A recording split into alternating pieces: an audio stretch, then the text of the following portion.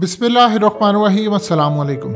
आज चाइना ने जो फुटेज और मनाजर जारी किए हैं जिसके अंदर वो इंडिया की ठुकाई कर रहे हैं, उसके बाद जो चाइना ने बयान जारी किया है इंडियन हुक्मरानों के लिए, इंडिया की आवाम के लिए, उन्होंने जो फैक्ट सामने रखे हैं, यकीन कीजिए आज पूरे भारत को डूब मर जाना चाहिए जिस तरह चाइना ने उनकी बेइज्जती की है।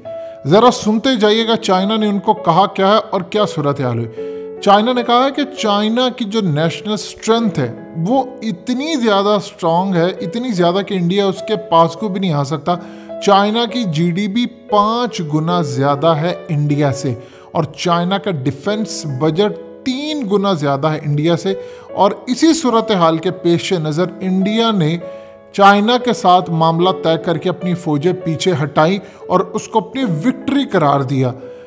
मज़ीद डिस्कस करने से पहले इस वीडियो को लाइक करें, हकीकत टीवी को सब्सक्राइब करें और बेल आइकन पर ज़रूर क्लिक करें। हम इसको समझते हैं कि शायद ये इंडिया की विक्ट्री ही हो सकती है, क्योंकि अगर इंडिया फौजें पीछे ना हटाता तो उसका इतना नुकसान होता, इतने उसके लोग मरते, इतने टैंक्स तबाह होते, इतना कुछ होता कि उसको शायद अपनी इस विक्ट्री कहलाना ज़्यादा मुनासिब लगा। यानी आप अंदाज़ा कर लीजिए क्या कमाल तरीके से उन्होंने जवाब दिया कि जिसको तुम ये विक्ट्री समझ रहे हो कि हम पीछे हटे हैं, शायद ठीक ही है, वरना हम तुम्हारी ठुकाई इतनी करते कि तुम समझ ही ना पाते। उसके बाद ज़रा आप अंदाज़ा कीजिए, वो कहते हैं कि चाइना के खिलाफ इंडिया की ओवरऑल मेंटालिटी अभी तक नहीं बदली, 1962 की तरह ही है।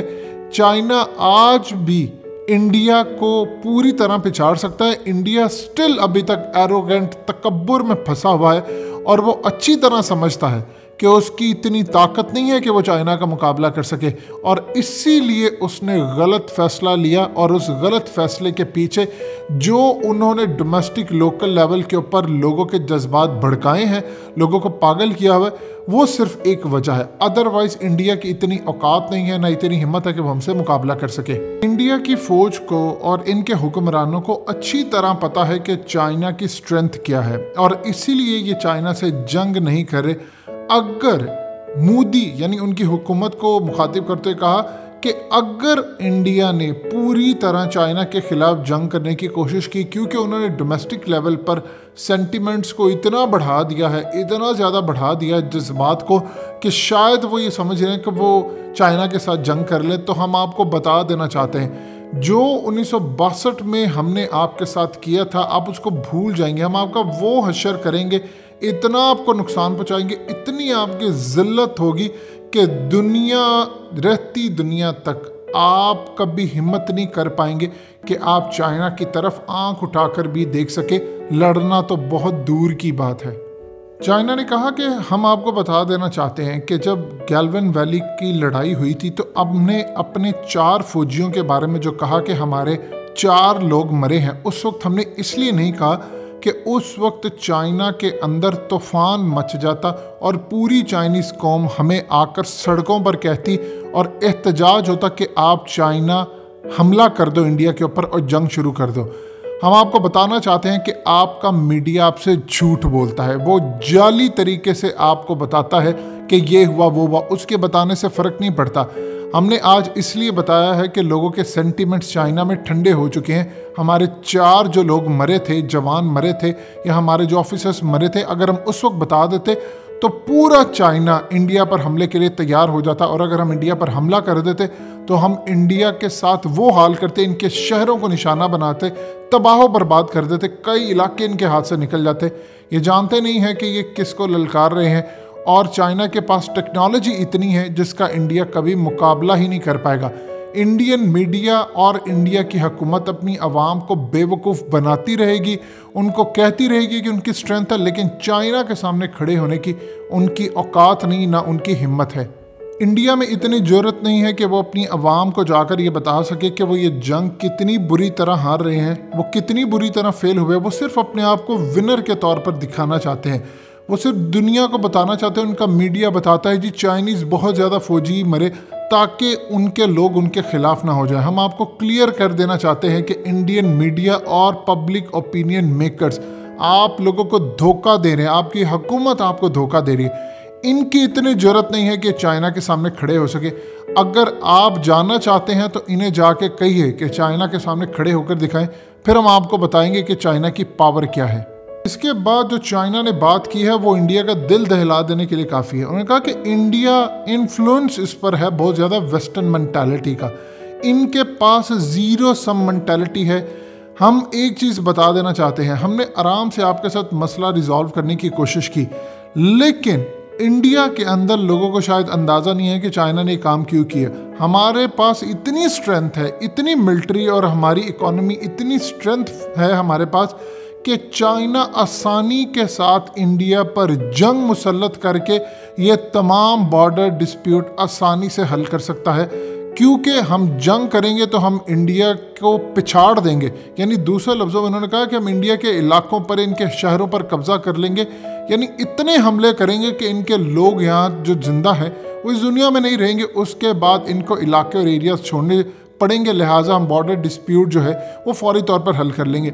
हमने बातचीत से इसलिए मसला हल किया कि हम जंग नहीं चाहते। अगर हम जंग चाहते होते तो हम सिर्फ आसानी के साथ एक जंग इंडिया के साथ करते और हम सारे का सारा इंडिया का लैंड ले जाते और इंडिया कुछ भी ना कर पाता। इंडिया के लोग समझते हैं कि ये लॉ ऑफ जंगल है, आप मुंह उठाएंगे, जो स्ट्रांग होगा वो हमला करेगा। आपके यहाँ पर ये सोचा जाता है।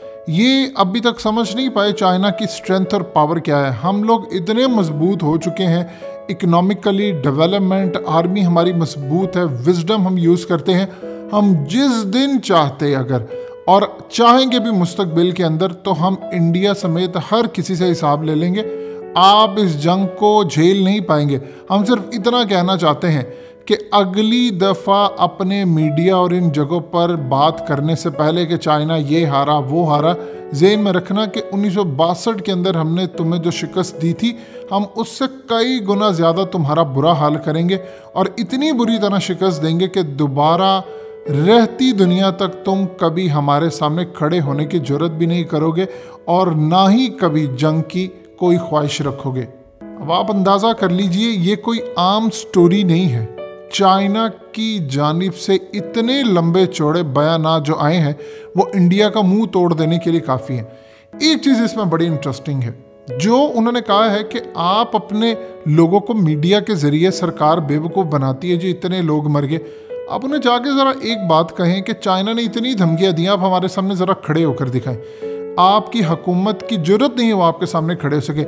इन्होंने असल में इनडायरेक्टली टारगेट कर रहे हैं मोदी को कि मोदी ज़रा जाए और जाकर हमारा नाम लेकर दिखाए। अभी तक मोदी ने चाइना के बारे में कोई गुफ्तगू नहीं की। इतना बड़ा हादसा, इतनी बुरी तरह इनको डिफीट मिली, यानी आप अंदाज़ा कीजिए क्या कमाल तरीके की इन लोगों ने गुफ्तगू की। उन्होंने कहा कि हमने पीछे फौजें जो हटाई, यानी जो अगर 10 इलाकों पर कब्जा किया, 2 से चाइना ने पीछे हटाई, इंडिया तो पूरे इलाके छोड़ गया। इंडिया अपनी आवाम को कहता है जी ये बड़ी विक्ट्री है। शायद उसकी विक्ट्री इसलिए हो क्योंकि अगर वो चाइना से लड़ता तो उसका भुड़कस हम निकाल देते, और इंडिया शायद ठीक समझता है कि अगर भुड़कस निकल जाता तो वो जंग करने के काबिल ही ना रहते। लिहाजा इस सूरत हाल के अंदर उन्होंने अपनी जानें बचा ली, यही उनकी विक्ट्री है। और चाइना भी ये समझता है कि इंडिया की शायद विक्ट्री ही है, शायद उसकी जीत हुई है, क्योंकि अभी इंडिया के इतने ज़्यादा लोग नहीं मरे। अगर जंग होती या लड़ाई होती तो हम इंडिया के बहुत सारे इलाके हासिल कर लेते, बॉर्डर का मसला हल कर लेते एक ही जंग से, और जो इंडिया को शिकस्त देते वो दुनिया में किसी ने ऐसी शिकस्त देखी ना होती। अगर इंडिया इन सब से बच गया है तो समझ लीजिए ये इंडिया की विक्ट्री है। आप बताइए, अल्फाज हो, टेक्नोलॉजी हो या उसके अलावा दुनिया में ताकत दिखाना, चाइना का मुकाबला इस वक्त दुनिया में कोई नहीं कर पाएगा। दोस्तों, हकीकत टीवी को सब्सक्राइब करना मत भूलिए, वीडियो को लाइक करें, शेयर करें और कमेंट सेक्शन में अपनी राय का इजहार ज़रूर करें।